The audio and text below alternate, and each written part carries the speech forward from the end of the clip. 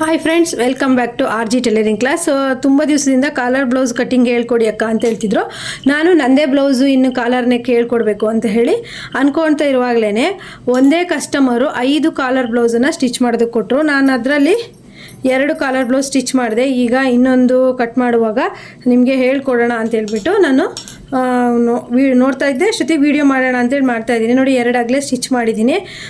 Collar ಬ್ಲೌಸನ್ನು ನಾನು ಅಳತೆನ ಹಾಕಿ ಇಟ್ಕೊಂಡಿದ್ದೀನಿ. ಯಾಕಂದರೆ ಸ್ವಲ್ಪ ನಾವೀಗ ಹೇಳ್ತಾ ಅಳತೆ ಹಾಕುವಾಗ ಏನಾದರೂ ಮಿಸ್ ಆಗ್ಬೋದು ಅಂತೇಳ್ಬಿಟ್ಟು ಹಾಕಿಟ್ಟಿದ್ದೀನಿ. ನಾನು ಎಷ್ಟೆಷ್ಟು ಮೈ ಉದ್ದ ತೊಗೊಂಡಿದ್ದೀನಿ, ಕುತ್ತಿಗೆ ಅಗಲ ತೊಗೊಂಡಿದ್ದೀನಿ, ಶೋಲ್ಡರ್ ತೊಗೊಂಡಿದ್ದೀನಿ, ಹಾರ್ಮೋಲ್ ತೊಗೊಂಡಿದ್ದೀನಿ ಅಂತ ಬಿಡ್ಸ್ ಹೇಳ್ತೀನಿ. ಇದರಲ್ಲಿ ಏನೂ ಇಲ್ಲ. ನಾನು ಡಿಫ್ರೆಂಟಾಗಿ ದಿನ ಹೇಳುವಾಗಲೇ ಬ್ಯಾಕಲ್ಲಿ ನಾವು ಕ್ಲೋಸ್ ಇರುತ್ತೆ, ಏನೂ ಕಟ್ ಮಾಡೋಕ್ಕಿರೋದಿಲ್ಲ. ಬ್ಯಾಕಲ್ಲಿ ಬಂದುಬಿಟ್ಟು ಎಷ್ಟು ಇಂಚು ಅಂತಲೂ ಹೇಳ್ತೀನಿ. ಹಾಗೆ ಇವಳು ಅಳತೆ ಬ್ಲೌಸ್ ಕೊಟ್ಟಿದ್ಲು ಕಾಲರಿಂದ, ಆದರೆ ಇದು ತುಂಬ ಚಿಕ್ಕದಾಗತ್ತೆ, ಸ್ವಲ್ಪ ದೊಡ್ಡದಾಗಿ ಹೊಲಿಬೇಕು ಅಂತ ಹೇಳಿ ಹಾಗೆ ಬಾಡಿ ಮೆಜರ್ಮೆಂಟ್ ಕೊಟ್ಟೋಗಿದ್ದಾಳೆ. ನಾನು ಈ ಬ್ಲೌಸ್ಗಿಂತ ಸ್ವಲ್ಪ ಅಂದರೆ ಮೈ ಉದ್ದದಲ್ಲಾಗಿರ್ಬೋದು, ಎದೆ ಸುತ್ತಳದಲ್ಲಾಗಿರ್ಬೋದು ಸ್ವಲ್ಪ ದೊಡ್ಡದಾಗಿ ಇಟ್ಟಿದ್ದೀನಿ. ಈಗ ನೀವು ನೋಡ್ತಾ ಇರ್ಬೋದು 4 ಫೋಲ್ಡಲ್ಲಿ ಮಡ್ಚ್ಕೊಂಡಿರೋದು. ನಾನು ಬ್ಯಾಕ್ ಬಂದುಬಿಟ್ಟು ಅವಳು ಹೇಳಿದ್ಲು ಈ ಬ್ಲೌಸಲ್ಲಿ ತುಂಬ ಕಡಿಮೆ ಇದೆ ಅಳತೆ ಬ್ಲೌಸಲ್ಲಿ, ಅಂದರೆ ಮೈ ಅಳತೆನೇ ಕೊಟ್ಟಿದ್ಲು. 15 ಉದ್ದ ರೆಡಿ ಬಂದಿದೆ, 16 ಇಂಚ್ ಇಟ್ಟಿದ್ದೀನಿ, 1 ಇಂಚ್ ಉದ್ದ. ಅಂದರೆ ಅವಳು ಬಾಡಿ ಮೆಜರ್ಮೆಂಟ್ ತಗೊಂಡಾಗ್ಲೇ 15 ಇಂಚ್ ಬಂದಿತ್ತು ಪ್ಲಸ್ 1 ಇಂಚು. ಅದರಲ್ಲಿ ಬ್ಯಾಕಿಗಿಂತ ಫ್ರಂಟಲ್ಲಿ ಇನ್ನೂ 1 ಇಂಚು ಎಕ್ಸ್ಟ್ರಾ. ಗೊತ್ತಾಗ್ತಿದೆ ಅಲ್ವಾ? ಬ್ಯಾಕಿಗಿಂತ ಫ್ರಂಟಲ್ಲಿ 1 ಇಂಚ್, ಯಾಕಂದರೆ ಬೆಲ್ಟ್ ಪಟ್ಟಿಗೆ ಬೇಕಲ್ವಾ. ನೀವು ಬೆಲ್ಟ್ ಪಟ್ಟಿಗೆ ಎಕ್ಸ್ಟ್ರಾ ಎಲ್ಲೋ ಕಟ್ ಮಾಡ್ಕೊಳ್ಳೋದು ಬೇಡ. ನಾನು ಇವಾಗ ಹೇಳ್ತೀನಿ.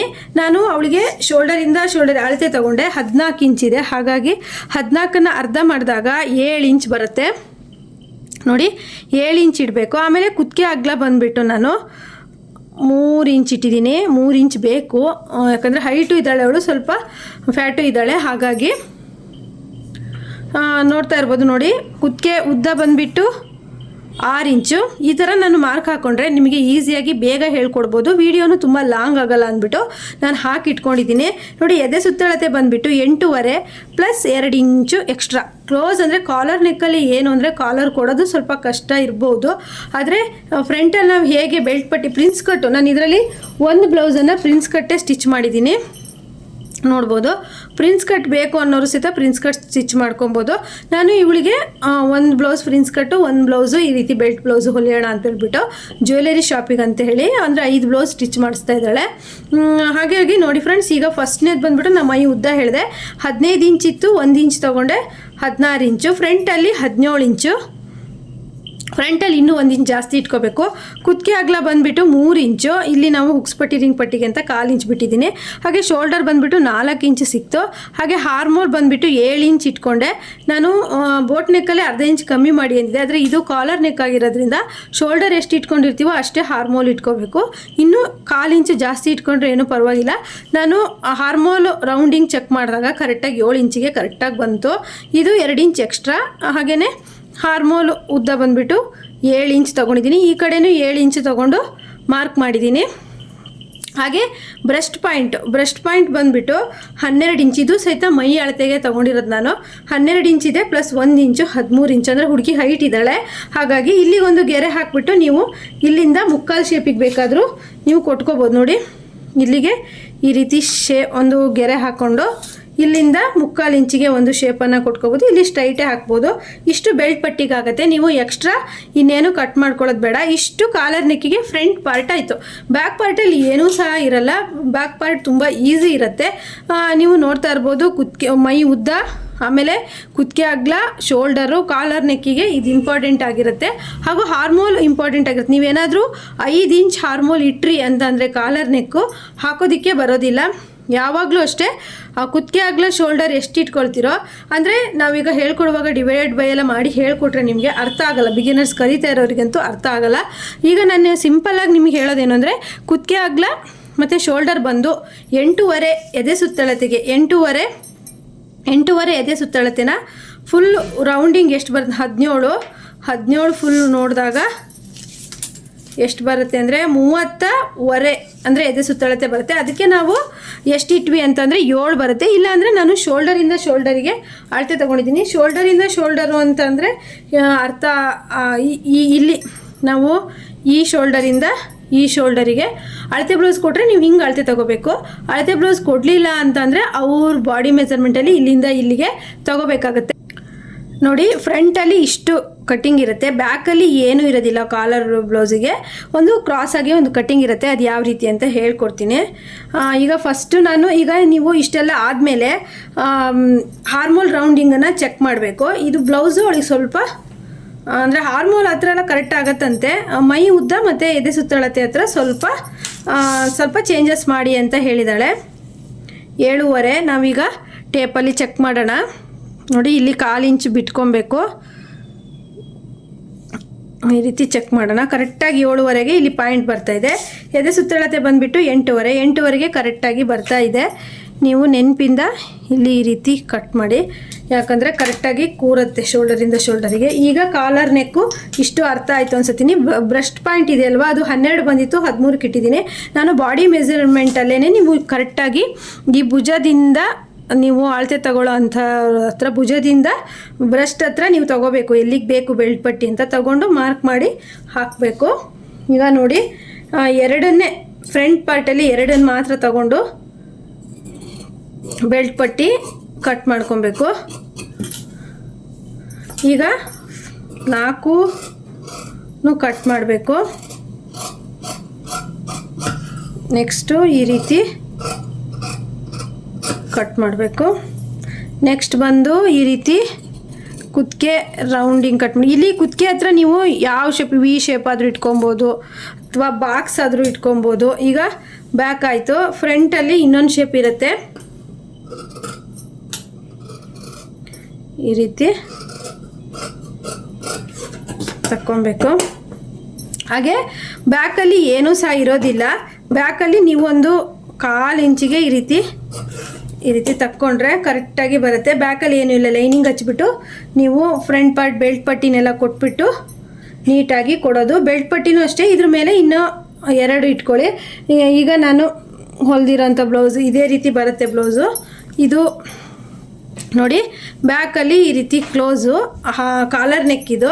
ಇಲ್ಲಿ ಏನೂ ಸಹಿತ ಇಟ್ಕೊಳ್ಳಲ್ಲ ಅವರು, ಇದೇ ರೀತಿ ಕಾಲರ್ ನೆಕ್ಕೆ. ಆಮೇಲೆ ಇದೇ ವಿಡಿಯೋದಲ್ಲೇ ನಾನು ಕಾಲರನ್ನು ಯಾವ ರೀತಿ ಕಟ್ ಮಾಡ್ಕೊಬೇಕು ಅಂತ ಹೇಳ್ತೀನಿ. ನೋಡಿ, 5 ಬ್ಲೌಸು ಕೊಟ್ಟಿದ್ದಾರೆ ಹೊಲಿಯೋಕ್ಕೆ. ಈಗ ನಾವೀಗ ಕಾಲರ್ ಕಟ್ ಮಾಡಬೇಕು. ಅದಕ್ಕೆ ಕ್ಯಾನ್ವಾಸ್ ಬೇಕು.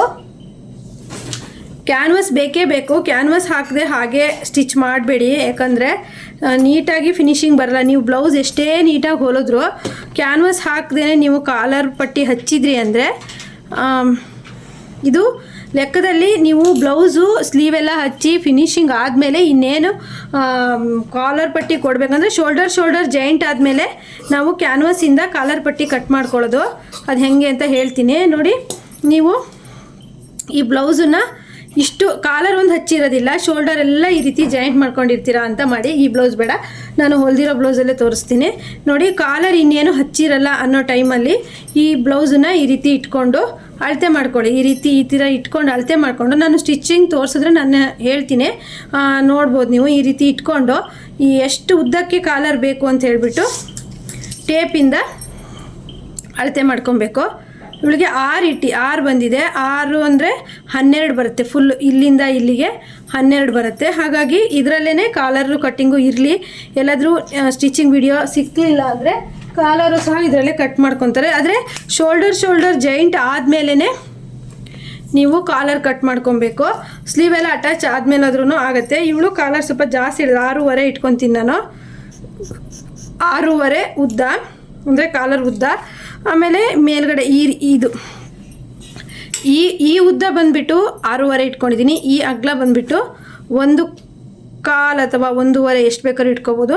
ಆದರೆ 1/4 ಇಡ್ತೀನಿ ನಾನು, 1/4 ಇಡ್ತೀನಿ. ಈಗ ಒಂದು ಗೆರೆಯನ್ನು ಹಾಕೋಣ. ಈ ಕಡೆನೂ 1/4ಗೆ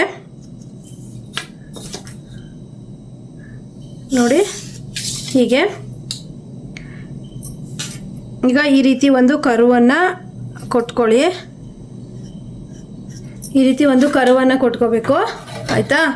ಈಗ ಕಾಲರ್ನ ಕ್ಯಾನ್ವಾಸಲ್ಲಿ ಕಟ್ ಮಾಡಿ ಕ್ಯಾನ್ವಾಸ್ ಹಾಕಿದ್ರೆ ಮಾತ್ರ ನೀಟಾಗಿ ಕಾಲರ್ ಬರೋದು. ಕ್ಯಾನ್ವಾಸ್ ಹಾಕದೇನೆ ಸ್ಟಿಚ್ ಮಾಡಬೇಡಿ. ಈ ರೀತಿ ಕರುವಲ್ಲಿ ತಗೊಳ್ಳಿ. ನೋಡ್ತಾ ಇರ್ಬೋದು ನೋಡಿ ಕಾಲರ್ ಯಾವ ರೀತಿ ಬಂತು ಅಂತ. ಇದನ್ನು ನಾವು ಡಬಲ್ ಬಟ್ಟೆಗೆ ಒಂದು ಬಟ್ಟೆ ಪೀಸ್ ಇದ್ದರೆ ತೋರಿಸ್ತೀನಿ. ನೋಡ್ತಾ ಇರ್ಬೋದು ಈ ಥರ ಕಾಲರ್ ಕಟ್ ಮಾಡಿ, ಇದೇ ನಾನೀಗ ಸ್ಟಿಚ್ ಮಾಡೋವಂಥ ಬಟ್ಟೆ.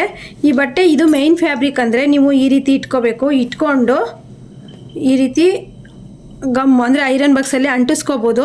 ಈ ಕಡೆ ಗಮ್ ಇರೋ ಭಾಗ ಇದೆ ನೋಡಿ, ಇದನ್ನು ಈ ರೀತಿ ಇಟ್ಕೋಬೇಕು. ಈ ಥರ ಮಾಡಿದ್ರೆ ಇದು ಮೇಲ್ ಬರೋ ಫ್ಯಾಬ್ರಿಕ್ ಆಗುತ್ತೆ. ಈ ರೀತಿ ಇಟ್ಕೊಂಡು ಅಂಟಿಸ್ಕೊಂಡು ಇದ್ರ ಮೇಲೇ ಒಂದು ಸ್ಟಿಚ್ ಹಾಕಿ ಇದನ್ನು ಈ ರೀತಿ ಉಲ್ಟಾ ಮಾಡಿ ಈ ಥರ ಬ್ಲೌಸಿಗೆ ಕೊಟ್ಕೊಳ್ಳೋ ಅಂಥದ್ದು. ನೀಟಾಗಿ ಫಿನಿಶಿಂಗ್ ಬರುತ್ತೆ, ಚೆನ್ನಾಗಿ ಬರುತ್ತೆ. ನಾನು ಸ್ಟಿಚ್ ಮಾಡೋ ವಿಡಿಯೋ ಹಾಕಿದ್ರೆ ನಿಮಗೆ ಖಂಡಿತವಾಗ್ಲೂ ಹೇಳ್ಕೊಡ್ತೀನಿ. ಆದರೆ ನನ್ನ 1 ವರ್ಷ ಆಗಿರ್ಬೋದು ಹಳೆಯ ವಿಡಿಯೋದಲ್ಲಿ ನಾನು ಕಾಲರ್ ಬ್ಲೌಸು, ಆಶಾ ಕಾರ್ಯಕರ್ತೆ ಬ್ಲೌಸು ಸ್ಟಿಚ್ ಮಾಡಿದ್ದೀನಿ. ಇದಕ್ಕೆ ಯಾವುದೇ ಥರ ಲೈನಿಂಗ್ ಬೇಡ. ನೀವು ಮೇನ್ ಫ್ಯಾಬ್ರಿಕ್ ಮೇಲೇ ಡಬಲ್ ಫೋಲ್ಡ್ ಮಾಡಿಕೊಂಡು, ಅಂದರೆ ಮೇನ್ ಫ್ಯಾಬ್ರಿಕ್ಕು ಈ ರೀತಿ ಅಂದರೆ ಇಡೀ ಸೀರೆ ಕೊಟ್ಟಿದ್ದಾರೆ ಫ್ರೆಂಡ್ಸ್. ಇದು ಇಡೀ ಸೀರೆಯಲ್ಲಿ ಕಟ್ ಮಾಡಿಕೊಂಡು 5 ಬ್ಲೌಸ್ ಹೊಲಿದು ಉಳಿದಿರೋ ಬಟ್ಟೆನ ಕೊಡಿ ಅಂತ ಹೇಳಿದರೆ ಈ ರೀತಿ ಇಟ್ಕೋಬೇಕು. ಡಬ್ಬಲ್ ಇರಬೇಕು ಈ ರೀತಿ. ಈ ರೀತಿ ಮಾಡಿದಾಗ ಇದೇ ಮೇನ್ ಫ್ಯಾಬ್ರಿಕಾಗಿ ಬರುತ್ತೆ. ಇದು ಈ ಕಾಲರ್ ಕಟ್ ಮಾಡೋದು ತುಂಬಾ ಈಸಿ, ಏನೂ ಇಲ್ಲ, ನಾನು ಈಗ ಹೇಳ್ಕೊಟ್ನಲ್ಲ ಹಾಗೆಯೇ ಬಂದುಬಿಟ್ಟು ಸ್ಲೀವು ನಾನು ಬ್ಲೌಸು ಸ್ಟಿಚ್ ಮಾಡುವಾಗ ಹೇಳ್ಕೊಡ್ತೀನಿ. ಇವತ್ತು ನಾನು ಈ ಬ್ಲೌಸಿನ ಫ್ರಂಟು ಮತ್ತು ಬ್ಯಾಕು ಹೇಳ್ಕೊಟ್ಟಿದ್ದೀನಿ. ಸ್ಲೀವ್ ಕಟ್ಟಿಂಗಿಗಾದರೆ ನೀವು ಬ್ಲೌಸ್ ನಾನು ಹೊಲಿತೀನಲ್ಲ ಆ ವಿಡಿಯೋದಲ್ಲಿ ನೋಡಿ ತುಂಬ ನೀಟಾಗಿ ಯಾವ ರೀತಿ ನಾವು ಸ್ಟಿಚ್ ಆದಮೇಲೆ ಸ್ಲೀವ್ ಕಟ್ಟಿಂಗ್ ಮಾಡ್ಕೊಬೇಕು ಅಂತ ಹೇಳ್ತೀನಿ. ಈ ವಿಡಿಯೋ ಇಷ್ಟ ಆಗಿದರೆ ಲೈಕ್, ಶೇರ್, ಕಮೆಂಟ್ ಮಾಡೋದನ್ನು ಮರಿಬೇಡಿ.